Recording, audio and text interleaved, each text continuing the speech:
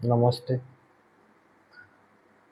आपण पाहतोय की आजकाल अशी खूप मुलं आहेत की ते आई-वडिलांना म्हणतात, "तुम्ही माझ्यासाठी काय केलं? तुम्ही माझ्यासाठी काय केलं?" अरे तुला जन्म दिला हे खूप झालं. कारण माणसाचा जन्म भेटणं आणि त्याच्यामध्ये भेटणाऱ्या खूप गोष्टी अनुभवणं हे सगळ्यात मोठं भाग्य आहे. हे तर आपल्याला समजलं पाहिजे. चला या गोष्टीचं जाऊ द्या. पण तुम्हाला जन्म दिला आणि तुम्ही पृथ्वीवर आला म्हणजे तुम्ही आल्यावर लहान लहान मांजराच्या पिल्लासारखे होता. म्हणजे तुमचा जीव केव्हा जाईल हे सांगता येत नव्हतं. तर तुम्हाला कापसाला कसं सांभाळून ठेवतात तसंच तुम्हाला तुमच्या आई-वडिलांनी मोठं होईपर्यंत तुम्हाला सांभाळलेलं आहे. आणि तुम्ही म्हणता तुम्ही माझ्यासाठी काय केलं?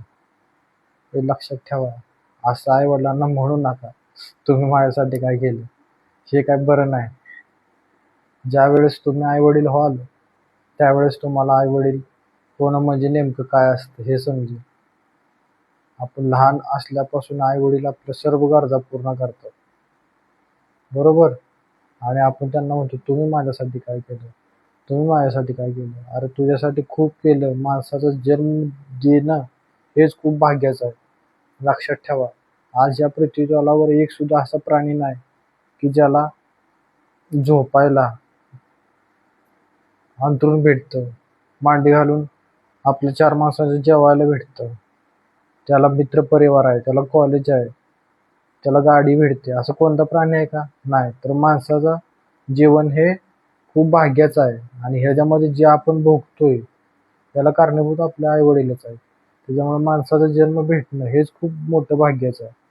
आणि आपण वरून आपल्या आई-वडिलांना म्हणतो, "तुम्ही जन्म देऊन काय केलं?" अरे जन्म दिला हेच खूप मोठं आहे. आणि पुढे जाऊन आई-वडील आपल्या लहानपणी आपल्याला बालवाडीत असताना तर तुम्ही पाहिलं असेल की किती लाड करतात, काय करतात. लक्षात ठेवा, आई-वडिलांचा केव्हाही अपमान करू नका. हां, तुम्ही कुठल्याही देवाला कितीही पाया पडा, पण तुम्ही जर आई-वडिलांचा अपमान करताय तर तुम्हाला देव केव्हाच पावणार नाही.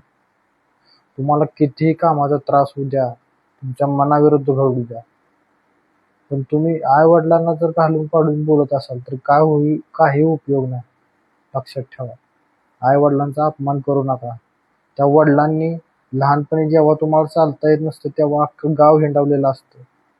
प्रेमानं सगळं गाव हिंडवलेलं असतं. त्या आईनं तुम्हाला तिच्या कुशीमध्ये कसं जपलं असं लक्षात ठेवा. आणि अजून सुद्धा तुम्ही मोठं होता तेव्हाही तुम्हाला तुमच्या समोर ताट आणून ठेवलं जातं. तुमची भांडी घासली जातात, तुमची कपडे घासली जातात. आणि लक्षात ठेवा, आपण इथं कायमचं राहायला आलेलो नाही. त्याच्यामुळं आपल्याला एक ना एक दिवस इथनं जायचं आहे. प्रत्येकाचा एक एक्सपायरी डेट ठरलेली आहे. त्याच्यामुळे जोपर्यंत आहे तोपर्यंत आई-बापाची रिस्पेक्ट करा, प्रेम करा, सौहार्दपूर्णतेनं वागा, त्यांना मदत करा. चूक झाली म्हणून घालून पाडून बोलू नका. चुकी सगळ्यांच्याकडून होती. त्याच्यामुळं लक्षात ठेवा, आई-वडिलांचा रिस्पेक्ट करा, प्रेम करा. परत गेल्यावर ना आपल्याला वाटतं की आम्ही त्यांच्याशी असं वागायला पाहिजे होतं, तसं वागायला पाहिजे होतं. रिस्पेक्ट करा. आपल्या आईला विचारा तुला काय आवडतं, वडिलांना विचारा तुला काय आवडतं. ती गोष्ट किती छोटी असू द्या, ती 30 रुपयाची भज्याची प्लेट असू द्या, पण तिच्यासाठी तुम्ही ती आणा, तिला खायला द्या. परत गेल्यावर तुम्हाला कोण विचारणार नाही. परत तुम्हाला त्यांची खूप आठवण येईल.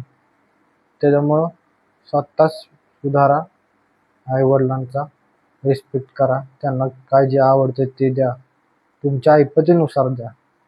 आम्ही म्हणत नाही की तुम्हाला त्यांना हजारोची भेटवस्तू द्या, कपडे द्या. तुम्हाला झेपतं तेवढंच द्या त्यांना. आणि त्यांना वस्तू नको हव्या असतात, त्यांना फक्त समजूतदारपणा, प्रेमाचे 4 शब्द हवे असतात. त्याच्यामुळं ध्यानात घ्या, त्यांच्यावर प्रेम करा, आदरानं बोला, शक्य आहे तेवढी मदत करा. बघा, विचार करा, आपण काही तर कायम चालवलं नाही. त्याच्यामुळं आई-वडिलांशी प्रेमानं बोला. परत स्वतःलाच त्रास होईल की मी त्यांच्याशी जर नीट वागलो असतो तर. त्याच्यामुळं अजून काय वेळ गेलेली नाही. नीट आईवडिलांचा रिस्पेक्ट करा, प्रेमानं वागा. एवढंच आहे. थँक्यू.